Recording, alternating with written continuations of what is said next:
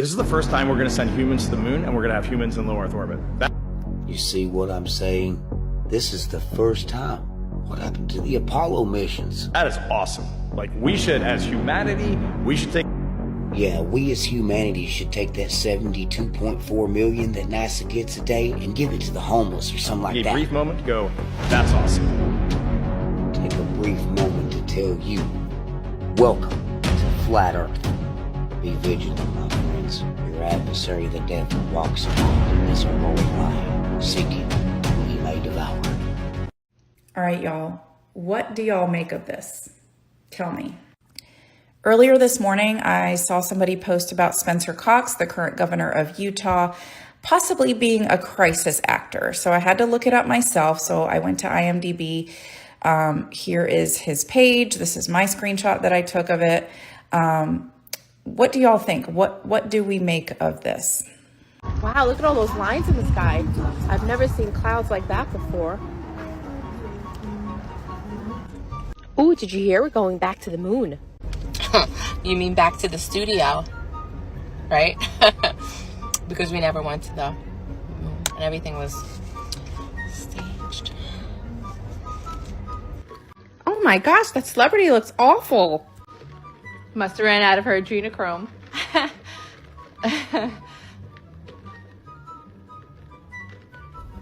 Oh, look, kids, look at the dinosaurs. AKA dragons, am I right? Because dinosaurs are really dragons. What do you think about that comic coming in November that everyone's saying is aliens? Probably just a rollout of Project Bluebeam.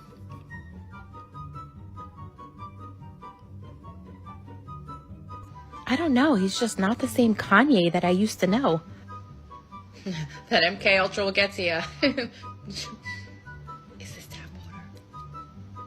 This is the first time we're going to send humans to the moon, and we're going to have humans in low Earth orbit. That is awesome.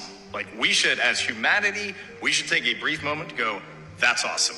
One of the things, this is the first time we're going to send humans to the moon, and we're going to have humans in low Earth orbit. Did bro just slip up and say this is the first time we're going to send humans to the moon? Wow. Imagine believing this. Do you guys actually believe, look at this. Do you believe that we've been to the moon before? Do you believe that we can actually go to the moon? Did you know that the moon is not a solid object, that it's, a hologram? It's a projection. It's within the firmament, just like all of our ancestors told us. This is absolute garbage. And you are incredibly unintelligent if you believe this, straight up. First time in 50 years, NASA is going back to the moon. The space agency planning a crewed mission that could launch as soon as February next year. It'll see 4 astronauts fly around the moon for 10 days and also one person who's never been to space before. It'll take the crew further into space than any human has before. First time we're going to send humans to the moon, and we're going to have humans in low Earth orbit. That is awesome. First time we're going to send humans to the moon, and we're going to have humans in low Earth orbit. That is awesome.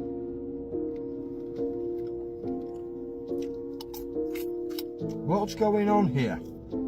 First time we're going to send humans to the moon, and we're going to have humans in low Earth orbit. That is awesome. So, wait a second. This is the first time that they're going to send humans to the moon, but it's also the first time in 50 years. Which one is it? NASA, pick a timeline, because you can't have both. I mean, either you're making history or you're just going to be replaying the greatest hits from the 60s, Honestly, at this point, even the scriptwriters at NASA's seem very confused. Someone pass them a calendar. Hey, did you hear that man's going to be on the moon for the first time and they're going to have low Earth orbit? Oh my gosh. Like what they said in 1969 might not have happened. Yeah, that's crazy. For the first time ever. And don't let me tell you, let me have you listen to the NASA astronaut tell you in his own words, with his own mouth and his own face, with his own little NASA little outfit on, and he's going to tell you for the first time we're going to have humans on the moon. For the first time is what I'm being told by this NASA guy who looks really, really handsome, great hair, great eyes. This is the first time we're going to send humans to the moon, and we're going to have humans in low Earth orbit. That is awesome. I'm just some crazy whack job that likes to sip on some Shiraz on a Monday night. Do any of us believe anything about our history anymore? I used to believe that what was in the textbooks was true. What was on TV was the real news, and that if anything big or earth-shattering happened, the government would have our best interest in mind and tell us the whole truth. But those days are over. I don't believe that anymore. And I may not have the whole truth yet. I may never get the whole truth, but I know this, that what they fed us as the truth is false. We've been fed a version of history that was specifically designed to create very specific beliefs, to warp our perspective of who we are, who they are, and what is actually happening, and it's all false. We've been taught we're free, but when you try to exercise the right to withdraw consent to participate, they act like it's a crime and they try to scare you. We participate out of fear and we pay under duress. It's slavery. The mainstream media supports the false narrative. It does the bidding of the owners. It suppresses the truth or it twists it so that nobody ever really knows what's true. And that is intentional. It is chaos that has been created on purpose to keep us distracted, disconnected, sick, confused, angry, most of all, scared of them and scared of each other. So we never notice that it's all set up that way. It's an illusion. We think we're funding our own safety when we contribute to it, but we're really funding our own captivity. So y'all know that asteroid that's supposed to hit us in 2032? NASA says will destroy the moon. Well, they're trying to nuke the asteroid before it gets to us. Yes, believe it or not, they're trying to send a nuke into space. Now, a lot of us know that this is just a lie. Why is it a lie? Because we know that we live in a firmament. They can't get there. Go figure. It's literally in Genesis. Just open up the Haven app and it says, Genesis 1 verse 6, and God said, let there be a firmament in the midst of the waters. Let it divide the waters from the waters. Hold on, go to verse 7. It says, and God made the firmament and divided the waters which were under the firmament from the waters which were above the firmament, and it was so. So my theory is that they are so desperate and they know what times we are in, they're going to try and crack the firmament with a nuke. It's probably going to go terribly wrong. Remember, there's been people who's literally said verbatim that they've put cracks in the glass ceiling or the glass sky or the glass upper. There's people who's already said that. And now they're trying to play us by saying that they're going to try to nuke an asteroid by 2032 because it's coming to us in 2032. This is just their way to try to crack the firmament. One last hoorah to try to get to God. There's no way that y'all don't see it. Mind you, they're trying to go to space in February. Go figure, right? To all you newbies out there that are starting to wake up, I just wanted to let you guys know that NASA in Hebrew actually means to deceive. And they are very deceiving. Actually, right now, if you'd like, go on Google Earth and go out to Greenland, actually not Greenland, sorry, Iceland, because Iceland is more green and Greenland is actually more ice. And actually scroll into an area, like just kind of, I don't know, just do your own research around on Google Earth and look at the landscape. It's very much so what they would show you of them, quote unquote, going to Mars, which is fake. And there's NASA vans out there and a rover and everything. You're living in the Truman Show, dude. We never went to the moon. For all you people out there and non-believers, if you actually believe in God and you read the Bible or have studied, there is a firmament. The earth is flat. And yeah, have a great day. I must be hearing things. This is the first time we're going to send humans to the moon and we're going to have humans in low Earth orbit. That is awesome. Like, we should, as humanity, we should take a brief moment to go, that's awesome. One of the things that we most asked for and look forward to is we are going to do a crew conference between Integrity and the International Space Station, the crew that's up there. What the? I thought people went to the moon already. That's what I was told my whole life. So what do you mean people are going to the moon for the first time? Remember? I thought people already walked on the moon. So what is that guy talking about? Something's going on out here, guys. Because the last time I checked, I walked on the moon a long time ago. Probably before I was born. Who knows? I gotta check the date. But I remember people saying that they walked on the moon already. That's how this flag got there, right? This is how they put the flag on the moon, right?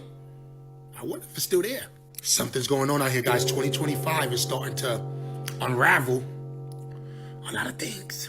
He said it. I didn't say nothing. He said something about the first time that people are going to the moon. He said it. I didn't say nothing. So did y'all know that on July 21st, 1969, that the Eagle has landed? You know the one where it says one small step for man and one giant leap for mankind? That same day, this picture was taken and put in the newspaper. Just a quick reminder that it took 3 days to get back from the moon, and pictures had to be developed back in the 1960s. What would you say if I told you that the sun is not 93 million miles away, and that it is not as big as they say it is, and it is not even what they say it is? Its constituent, what makes it up. Is it a big ball of gas and fire? We're going to talk about it, and I want to hear your thoughts, because this image here is very telling. You may be thinking, that's just beautiful sun rays shining through a cloud. But if you were to measure the distance from this ray touching the water there, and this ray touching the water over here, you could, with a mathematical formula, find the convergence point, the angle, and find a convergence point for the sun to know its true distance above the Earth. But this is how big they say the Earth is in comparison to the size of the sun. However, if this was the case, then you would not see rays of light coming to Earth at different angles. What do I mean by that? Look at this. The rays of light from the sun, because we're so small and so far away from it and it's so big, the rays of light would be coming basically parallel at when it's hitting the Earth, the rays of light. The fact that the rays of light are coming in at this much, like a 45-degree angle, follow them to their convergence point. Is the sun 93 million miles away right behind those clouds? Or is it literally a few miles?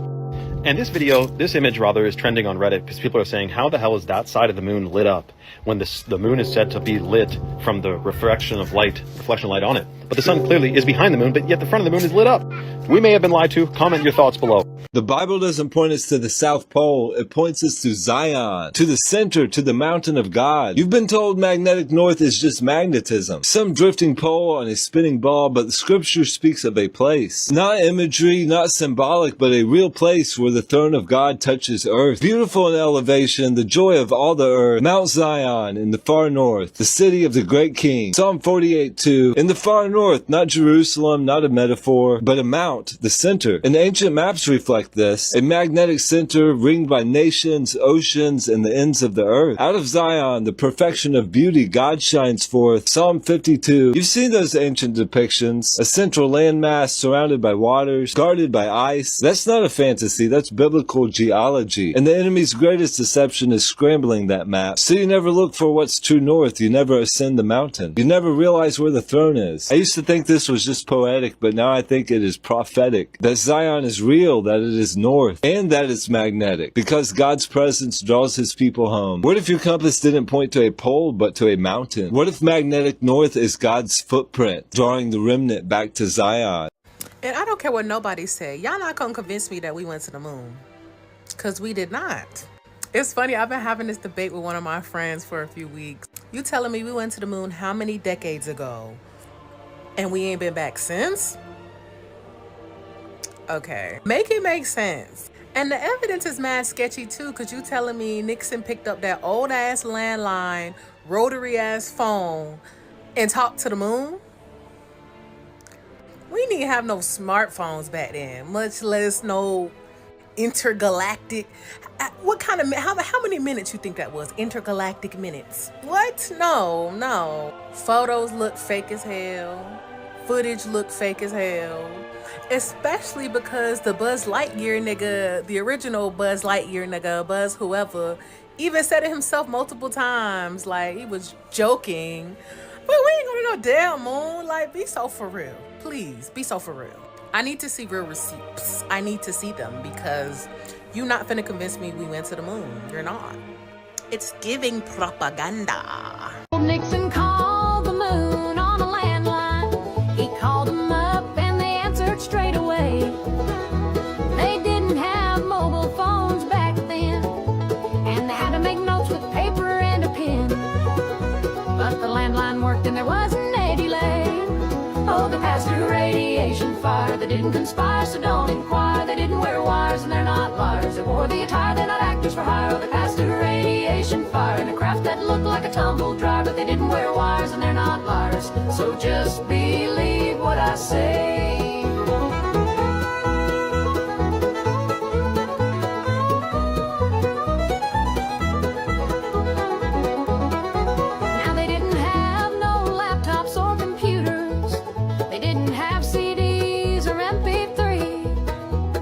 television was black and white, but they managed to get to the moon just right.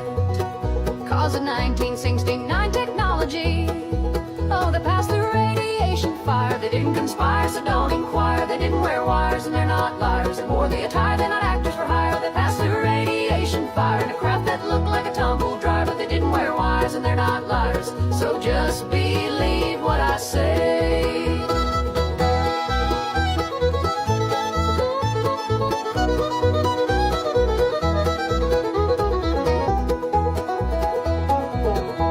Now if you got a problem with all that, then you probably think the earth is flat. You don't understand science, you believe in giants, and it's just more conspiracies.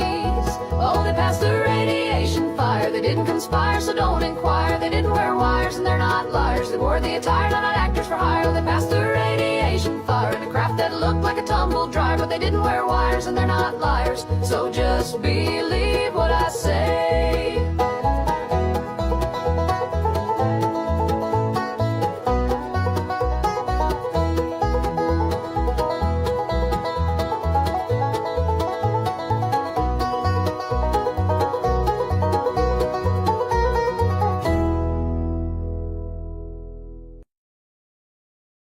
The Flat Earth map dates back over 1,000 years. This map is credited to being created by a Persian astronomer. His name was Al-Biruni, and he lived between 973 AD to 1048 AD. It's the official map of the United Nations and also the United States Geological Survey. It used to be present in many places before the creation of NASA and the Antarctic Treaty in 1959. Here you see it with Admiral Byrd. This map has been restored by Dmitry from Russia with suggestions of mine, Idialenkar. Known by my YouTube channel Flat Earth Banjo, I asked Dmitry to include the Bermuda Triangle and Point Nemo, a place deep in the Pacific where NASA buries rockets. Then Robert Tozzi, a professional mapmaker, came along and enhanced the map even more. There are many people now selling this map online, but if you could order it from my online store, I would greatly appreciate it. Visit my online store now and order one of the items. I humbly thank you.